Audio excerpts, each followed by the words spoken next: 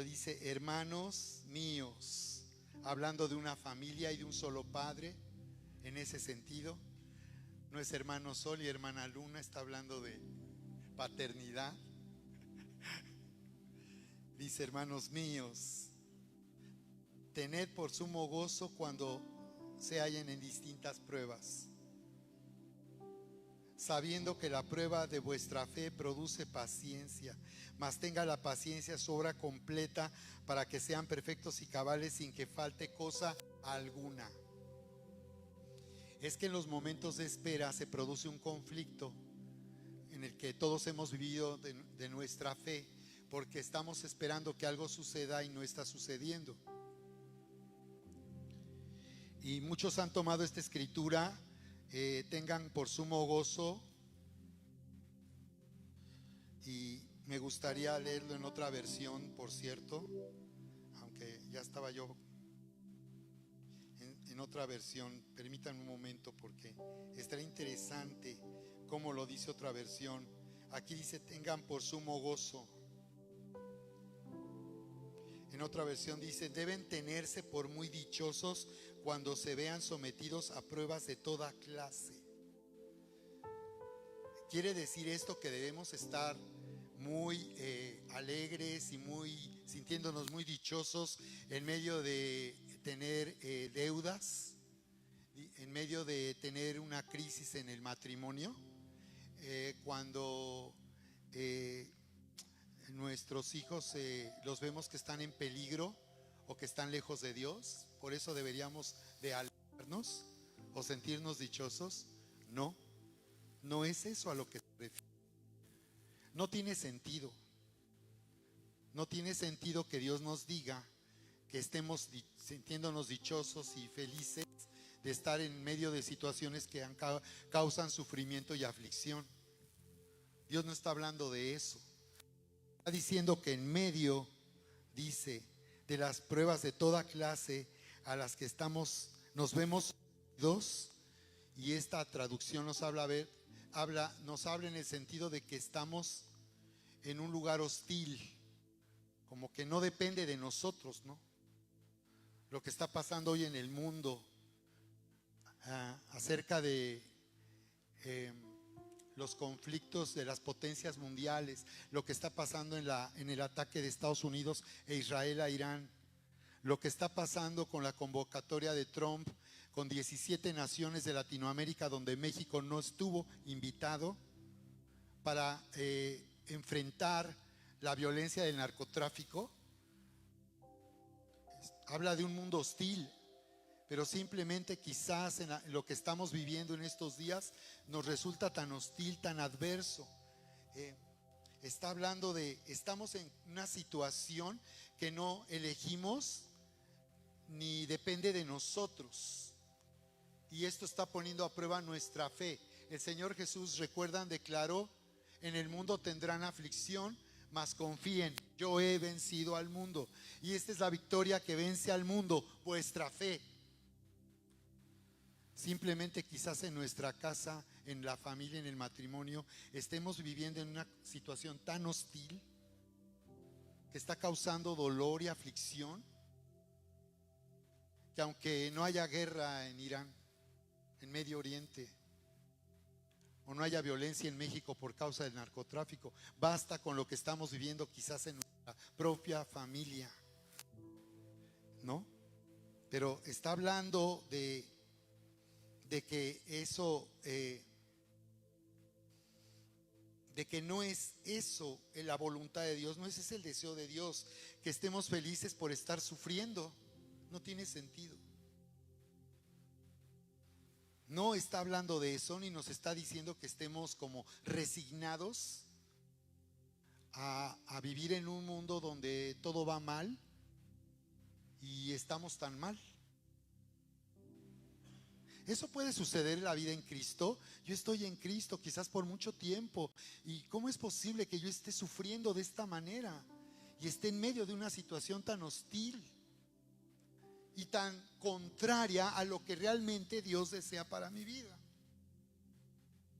Entonces lo que dice aquí es sabiendo.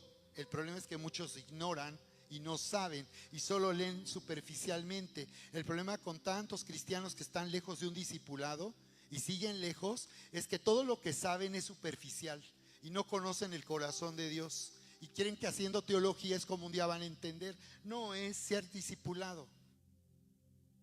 Y aquí dice, sabiendo, no ignorantes, sabiendo. La pregunta es, ¿tú lo sabes? ¿Tú sabes por qué el Señor dice que podemos estar con una enorme alegría cuando nos hallemos en diversas pruebas? ¿De qué nos está hablando? Sabiendo, dice que la prueba de vuestra fe produce ¿qué? Entonces no está hablando de ser felices mientras sufrimos. No ser felices mientras un hijo está atrapado en las drogas, en el mundo. No estar felices mientras nuestros niños no quieren venir a la iglesia, se aburren. Estar felices porque ellos están lejos de Dios y el día que sean adultos definitivamente no van a estar buscando a Dios. Si hoy no lo buscan y no los enseñamos a buscarlos, no lo harán cuando sean mayores. Proverbios lo dice, instruye al niño desde en su camino, en su experiencia de vida como niño, enséñale a conocer a Dios. Por eso aquí les hablábamos con padres de familia, con niños pequeños, enseña a tu niño a que adore a Dios contigo. Créanme, no es mejor que haya una iglesia donde te reciban a los niños desde que llegas para que los tengan aparte y no estén contigo viviendo lo que está sucediendo aquí en la adoración. Quien va a cuidar de los niños no son los maestros de niños que los reciben en una iglesia que desde que llegan les reciben para que sus papás puedan recibir. Los que los van a discipular son sus papás y son ellos los que tendrán que observar qué conflictos tiene un niño para poder recibir y disfrutar. Yo no puedo estar ajeno a lo que está viviendo un niño, mi niño en la iglesia. Yo tengo que ser parte de su experiencia y estar con él. Y aquí hemos estado diciendo, papás, y mentoreándoles y animándoles a que enseñen a sus niños el curso Vive Sin Límites y los discipulen como han sido discipulados. Cuando tú des, vas a dar mucho más, vas a recibir mucho más cuando tú estás discipulando a alguien o mentoreando a alguien. Desde el curso Vive Sin Límites tú ya puedes mentorear a alguien. No necesitas haber terminado un instituto teológico, no necesitas haber ido a no sé dónde. Tú lo que necesitas es dar lo que has recibido. Y si no lo entiendes, vas a aprender a resolver dudas y vas a crecer espiritualmente mientras te estamos mentoreando para que tú conozcas lo que dice la palabra, sabiendo que la prueba de vuestra fe produce paciencia. Lo que está diciendo, en medio de la espera, nuestra fe está siendo probada, pero hay una paciencia ahí provechosa. Dice, mas tenga la paciencia su obra completa. Entonces en la espera estamos siendo perfeccionados mientras yo estoy esperando saludablemente, no ansiosamente, no desesperadamente, no con incredulidad. Mientras yo estoy esperando con fe, en mí está la seguridad de que ya tengo la respuesta de Dios. Y a eso los estamos llevando a un nuevo nivel. Que tú vivas no en la espera de ver cuándo Dios hace algo, sino vives en la espera que da certeza de que eso va a suceder y que ya es una realidad dentro de ti. Porque es como una semilla. ¿Recuerdan cuando íbamos a mí me tocó cuando en la primaria en el siglo pasado que nos hacían el experimento del frijolito? ¿Recuerdan? Que en un frasquito ponías algodón y humedecías y ponías una semilla y veías asombrosamente cómo con solo humedad la semilla germinaba. Germinaba porque se rompía la cáscara y liberaba dentro el potencial de vida, y todo el diseño que había en esa semilla era liberado. Y entonces al ser sembrada esa semilla en una maceta en la tierra, estaría, después de haber germinado, haciendo salir un tallo, luego la planta, luego las hojas, luego el fruto. Aquí nos está diciendo que la paciencia estará prueba superada cuando tú has cambiado, y entonces las cosas cambiarán. Tú no cambiarás cuando las cosas cambien. Las cosas cambiarán cuando tú cambies. En el mundo tendrán aflicción. Confíen, yo he vencido al mundo. Tenemos la vida dentro de nosotros que ha vencido el mundo. Así que dentro de ti, si has nacido de nuevo, si tienes la vida nueva y abundante en Cristo, hay un extraordinario potencial para liberar la nueva realidad y vivir en esa nueva realidad. Qué increíble adoración tuvimos hace un momento. No hay otro nombre. Y yo pensaba, cuando adoro proféticamente, ¿qué podemos decir proféticamente cuando adoramos diciendo no hay otro nombre? Y yo empecé a adorar ahí diciendo no hay otro nombre en el que podamos ser perdonados. No es en mi nombre en que yo voy a ser perdonado. No es en mi nombre. No es por causa de lo bueno que soy. No es por causa de que no soy como otros. No es porque soy religioso. No es en mi nombre, es en su nombre. No hay otro nombre en que nosotros podamos ser perdonados, reconciliados y unidos al amor del Padre. El nombre es Jesús. Y la palabra de autoridad y gobierno es Jesús. Cuando tú dices en el nombre de Jesús, los cielos se abren. Ya están abiertos, pero quizás los veas cerrados. Pero cuando tú declaras el nombre de Jesús, los cielos se abren. He oído testimonios de personas que estuvieron a punto de morir en un terrible accidente y solo pudieron gritar Jesús. Y eso fue suficiente para ser librados. Fue suficiente.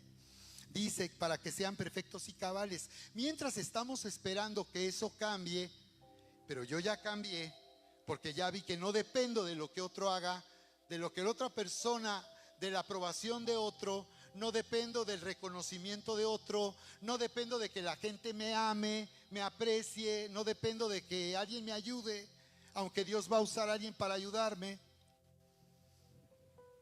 No dependo de eso.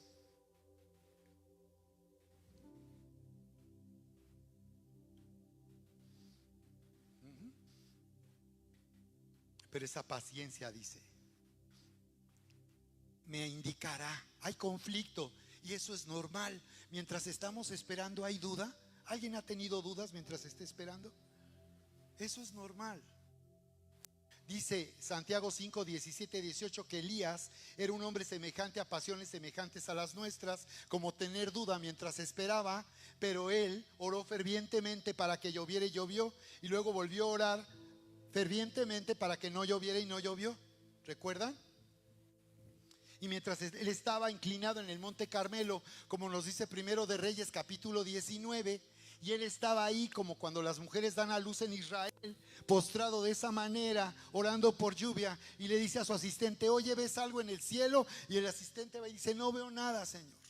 7 veces lo mandó que se asomara a ver hacia el mar, a ver si se veía alguna nube, porque él estaba ahora orando para que lloviera. Piénsenlo bien.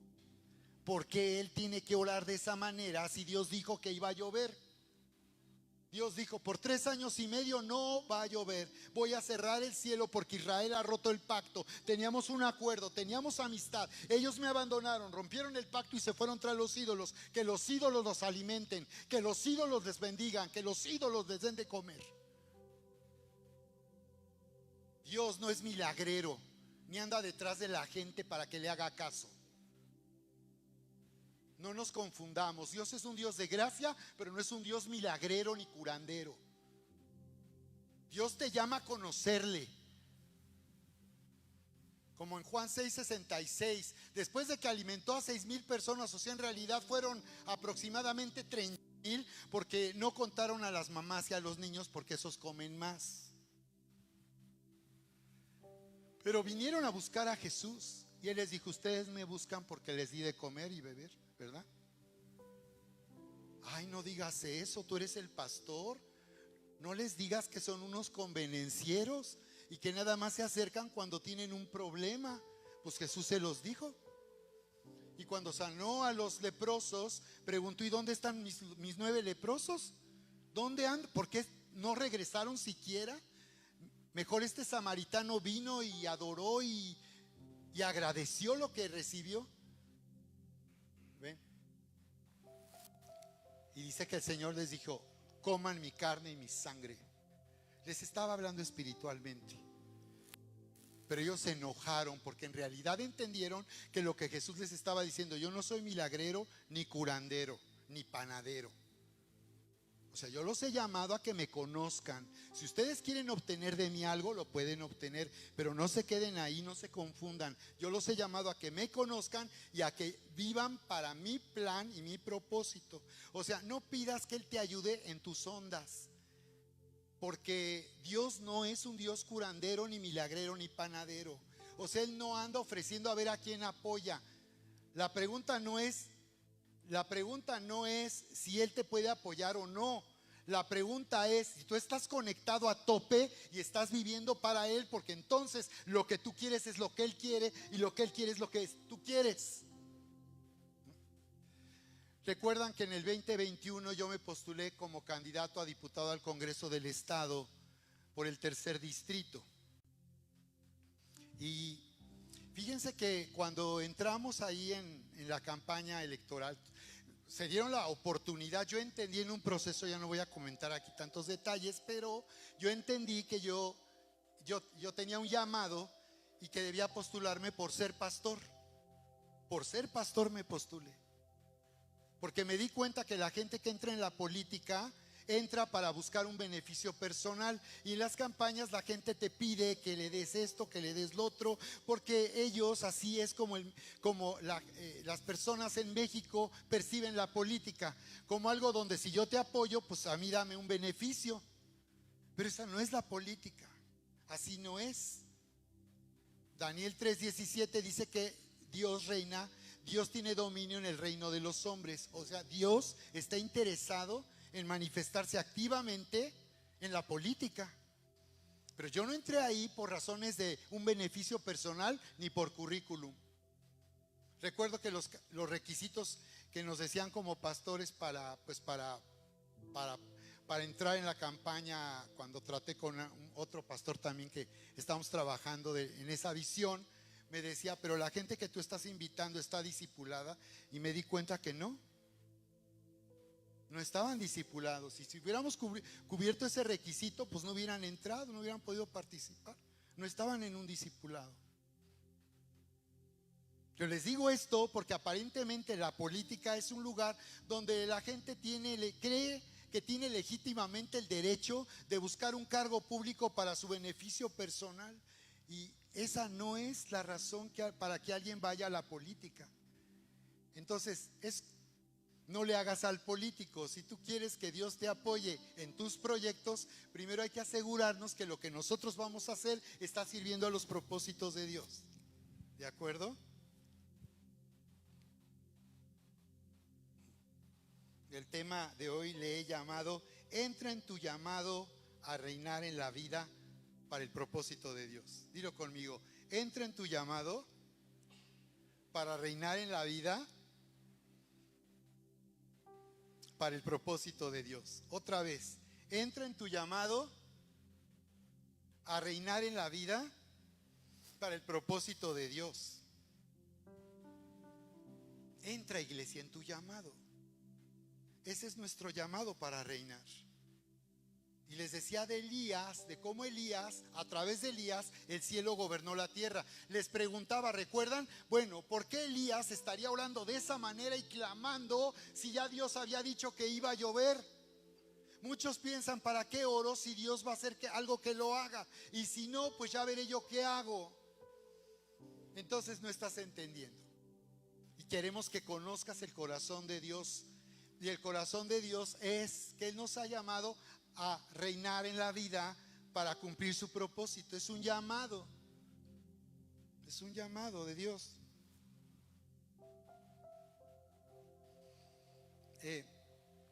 Sí, porque aunque Dios era su voluntad hacer llover, porque finalmente Él hizo una obra en la nación de Israel y rompió la opresión a través de Elías, que los traía en la idolatría. Ellos reconocieron quién era Dios cuando hubo ese enfrentamiento entre Elías y sacerdotes satánicos. Vino fuego del cielo, los ojos se abrieron y dijeron: el Señor es Dios, el Señor es Dios. ¿Cómo es posible que una nación que descendió de un hombre que conoció al Dios, a este Dios de la gloria, siglos más tarde dijera, ah, sí, el Señor es Dios. Qué impresionante, ¿no? Pero observa cómo en ese altar hubo fuego, lo cual quiere decir que si no hay un sacrificio y no nos acercamos a Dios reconociendo que es a través de un sacrificio como podemos estar reconciliados y unidos a Él, Él no va a descender. Y si Él desciende va a traer fuego. Y era un fuego de aprobación. Elías puso un altar ahí para honrar a Dios y adorarle, porque un altar es un lugar de adoración. Cada vez que venimos aquí a reunirnos hay un altar. Es un altar. Y es como en esos lugares donde las personas trabajan y hay que checar tarjeta, y si tú no llegas a la hora, ya no te mandan a tu casa. Entonces estamos aquí adorando, hay un altar, porque estamos expectantes de la presencia, porque este es un lugar donde queremos la presencia en un formato: alabanza, predicación, avisos, bye. Esa no es nuestro formato. No somos una iglesia convencional ni tradicional. Aquí estamos para en verdad conectar a tope con un Dios, el Dios de la gloria. Y cuando Elías vino y trajo el altar, adoró a Dios. ¿Ven? Él, en una nación apóstata que estaba adorando ídolos, que decía que creía en Dios pero no creía, que con sus labios le honraba pero su corazón estaba lejos.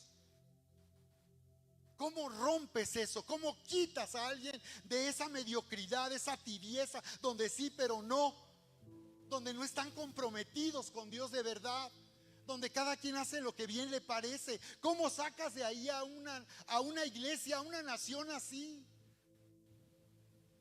que no está con su corazón realmente en Dios? Dice pero no, porque no está caminando en los planes de Dios ni en el llamado de Dios.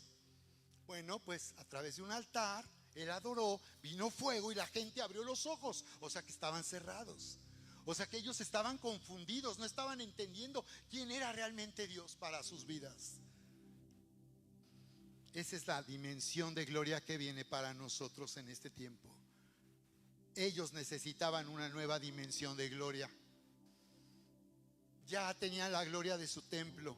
Había un templo ahí donde ellos decían, mira nada más, qué templo tan increíble, mira nada más qué iglesia tenemos, qué lugar tenemos, mira nada más. Pero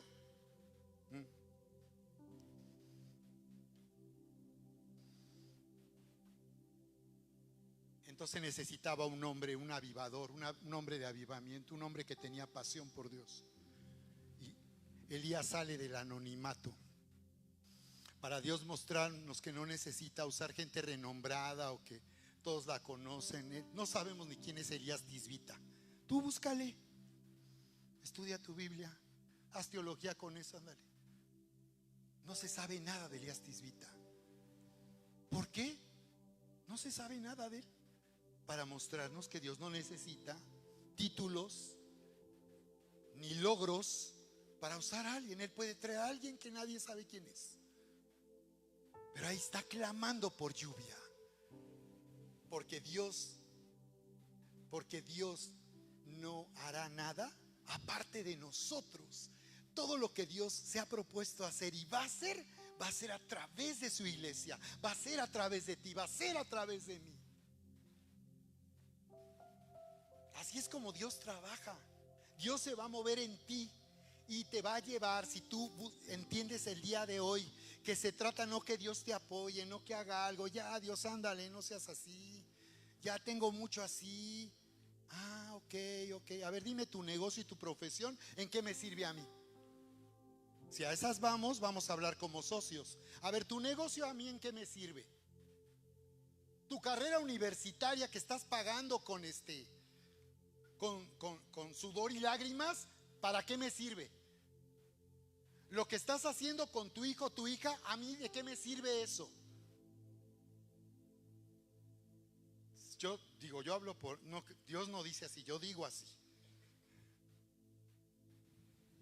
Pero es una forma de despertarte para que tú te des cuenta que Dios no es milagrero, ni panadero, ni curandero,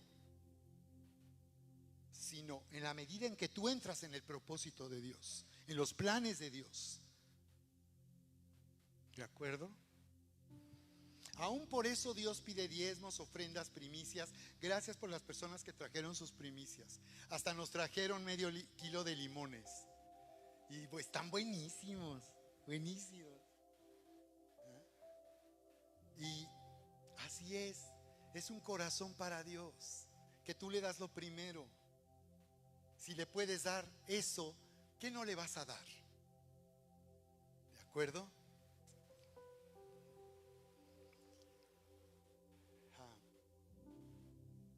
Entonces, observa cómo Dios nos está hablando de identidad. Aprende a conectarte para vivir en verdadera identidad. Si tú vives en verdadera identidad, tu profesión va a tener dirección y propósito.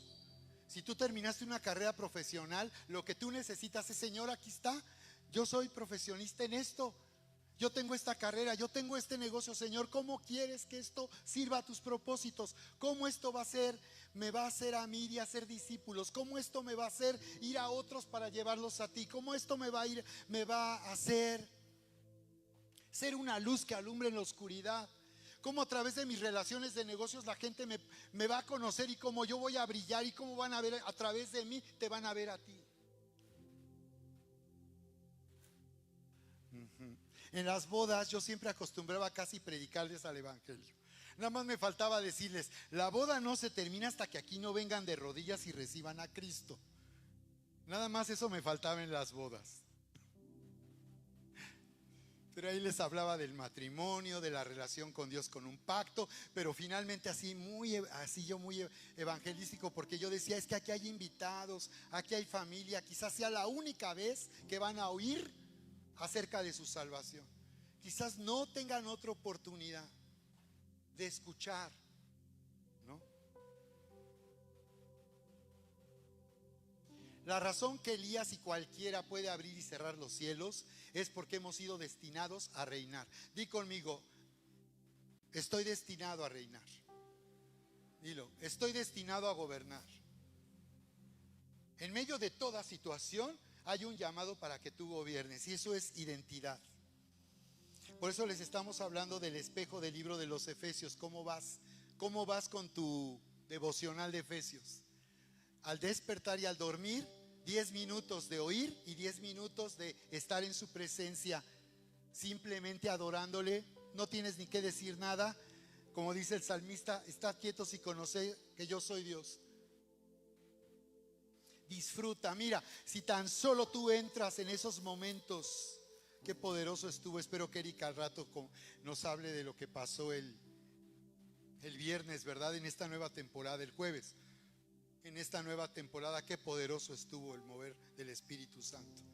Pero yo pensaba en eso, amor, que es esa la experiencia de intimidad. A tus pies se llama esta nueva temporada.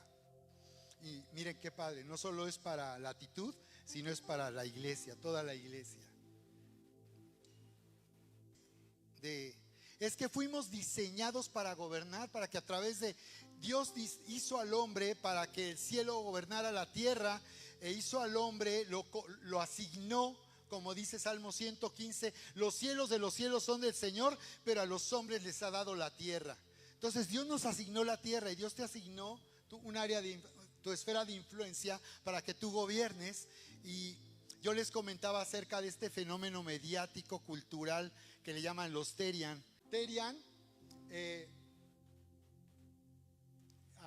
La verdad de este fenómeno es que es mediático y cultural, es que se trata en realidad de una batalla espiritual por el corazón de una nueva generación, por el corazón de nuestros hijos, una batalla por identidad.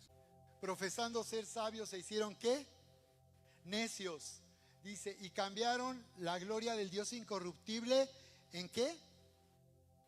En semejanza de imagen de hombre corruptible, de aves, de cuadrúpedos y de reptiles, por lo cual Dios también los entregó a la inmundicia en la concupiscencia de sus corazones, de modo que deshonraron entre sí sus propios cuerpos, y que cambiaron la verdad de Dios por la mentira, honrando y dando culto a las culturas antes que al Creador, el cual es bendito por los siglos. La escritura literalmente se está refiriendo a idolatría.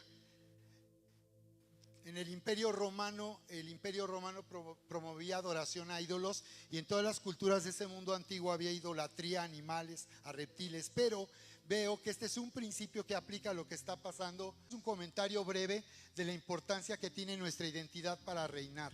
¿Tú crees que alguien que se siente un perro o un gato va a gobernar? ¿Alguien que se siente caballo va a gobernar? Son criaturas, ¿no? Y fueron creados para estar bajo el mando y el gobierno de la especie humana. ¿Qué es un terián? ¿Alguien sabe? Levante su mano. ¿Quién sabe qué es un terián? El significado del término viene de la palabra teriantropi. Teriantropi, de terión, es griego, animal, y antropos humano. O sea, se refiere o describe, ellos dicen, la mezcla simbólica entre el humano y un animal. Simplemente mezclar ya es destruir identidad. Cualquier mezcla destruye lo auténtico. Entonces parece un juego, una moda, pero se está volviendo un movimiento. Y puede ser que dejemos de oír de esto en cuestión de semanas, puede ser.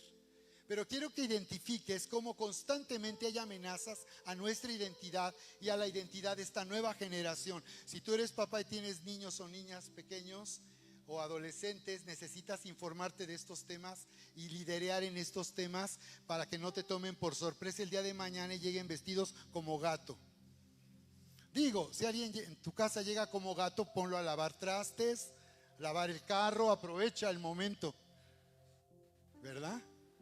Nuestros hijos quizás les vendría bien que ya no les laven la ropa, que ellos se hagan responsables de esas cosas. Se dio a conocer esto a través de redes sociales, en TikTok, y pues ustedes probablemente por ahí en el TikTok o YouTube vean imágenes donde van a ver a jóvenes de la universidad, a jóvenes de prepa vestidos de perro, de gato.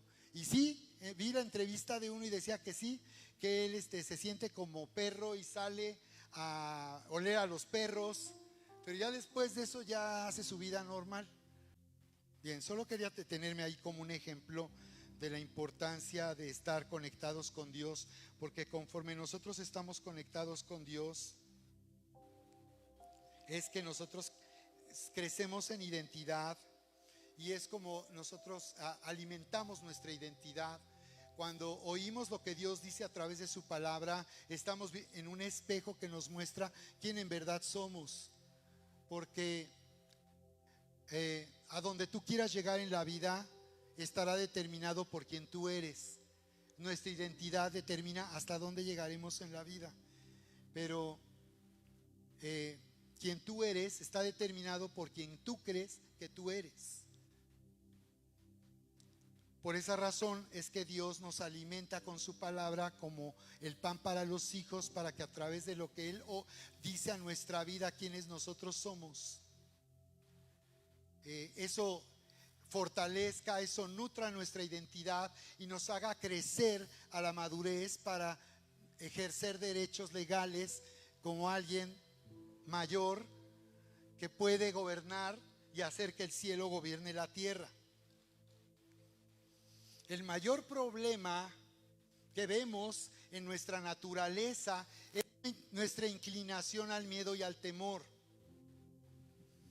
Y la palabra nos dice que en el amor no hay temor, porque el temor lleva en sí castigo. Entonces, cuando nosotros entramos en miedo y temor, estamos en realidad creyendo que algo malo va a suceder.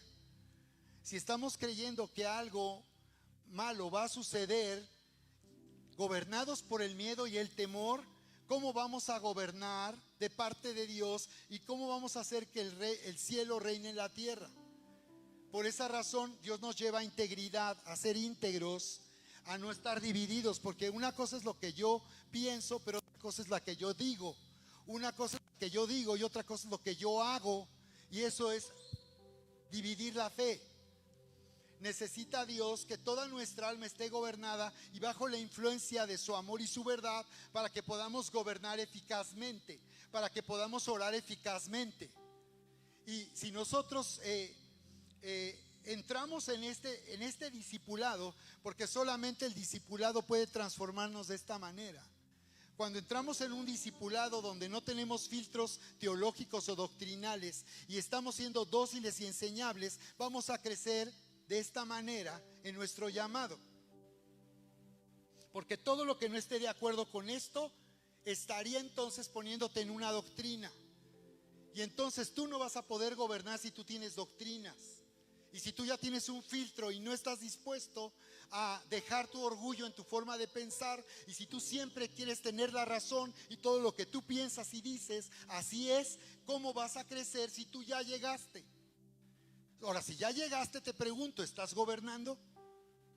¿Estás haciendo que el cielo reine en la tierra? Porque de eso se trata, no de estar llenos de información. Se trata de que esto hace que mi vida sea una influencia y yo entre en dominio. Adán se escondió de Dios con miedo. ¿Recuerdan? El miedo es estructural. Dice la palabra que cuando Dios vino al huerto, dice que preguntó: Adán, ¿dónde estás? ¿Cómo? Pues Dios todo lo sabe. ¿Por qué pregunta? ¿No sabía Dios dónde estaba? La pregunta era para que Adán saliera de su escondite y él se preguntara qué había hecho como para ahora esconderse de Dios. Nos dice por qué se escondió. Y dijo: es que estaba desnudo y tuve miedo y por eso me escondí. Entonces vemos que cuando él y Eva oyeron la voz de la serpiente, obedecieron la voz de la serpiente. Porque en el hebreo shamá es oír, es obedecer. No como acá nosotros en Occidente. Yo puedo oír, pero otra cosa es lo que yo decido hacer. Díganme lo que quieran, pero yo voy a seguir creyendo lo que yo quiera creer. Pero no, en hebreo no. Shema Israel dice: oye Israel, oye el Señor nuestro Dios, uno es. Shema, oír es obedecer y es hacer, no como nosotros, que todo el tiempo nos dividimos, ¿no? Hasta la personalidad. Somos de un modo acá y otro modo allá. ¿Cómo vamos a gobernar así? Déjame ver tus redes sociales y veré qué tanto luz eres. ¿Qué compartes en tus redes sociales? Adán se escondió de Dios con miedo. Es estructural. Pero no quiere decir que el miedo y la ansiedad tengan ahora derecho legal sobre nosotros para gobernarnos. Pedro dudó y tuvo miedo al ver el fuerte viento. ¿Recuerdan? Pedro dudó y tuvo miedo al ver el fuerte viento. Elías se deprimió tanto que quería morir por la frustración. Saúl sufría oprimido, aplastado por sus pensamientos y creencias de menosprecio. Las personas que viven con menosprecio, ¿cómo sufren? Queriendo aprobación y validación. Que todo el tiempo les ofenda. Si los saludan, de cómo les hablan, si los toman en cuenta, si no los toman en cuenta. El papá del joven endemoniado sufría por su incredulidad y le dijo a Jesús: creo, ayuda a mi incredulidad. Wow. ¿Cuántos hemos luchado con la incredulidad? Creo, pero ayuda a mi incredulidad. El miedo te puede hacer orar. El miedo nos puede hacer orar. Y tienes que discernir cuando estás orando con miedo, ansiedad y turbación, y cuando realmente tú puedes orar con fe, orar eficazmente, orar con fe, a pesar del conflicto emocional que sientas. No te rindas cuando hay conflicto emocional, como lo acabo de describir. No te rindas. Eso es normal. ¿Qué sigue después? Tú eliges cómo te vas a sentir. Y tú eliges la fe o eliges el temor. Eliges vivir en amor o eliges vivir en temor. Ahí está la batalla. No es lo que está pasando en las circunstancias, es la guerra que hay dentro de mi corazón y de mi mente. Por eso Quiero hablar de tomar posesión de la nueva vida en Cristo. Y voy a hablar de cómo Josué proféticamente representa la nueva vida en Cristo. Cuando él se paró frente al río Jordán para cruzarlo y conquistar la tierra de promesa. Y vamos a ver cómo proféticamente eso significa un llamado a tomar posesión de la nueva vida en Cristo. Y hacer que la nueva vida en Cristo sea activada y me gobierne. Y me gobierne la paz de Dios, el bienestar de Dios. Dios guardará en completa paz aquel cuyo pensamiento persevera en ti. Entonces, lo que yo me estoy diciendo, lo que yo estoy pensando constantemente, repetidamente, si aún declaro y leo estas escrituras y estas promesas de Dios, y yo empiezo a hacer esto, voy a hacer que esa semilla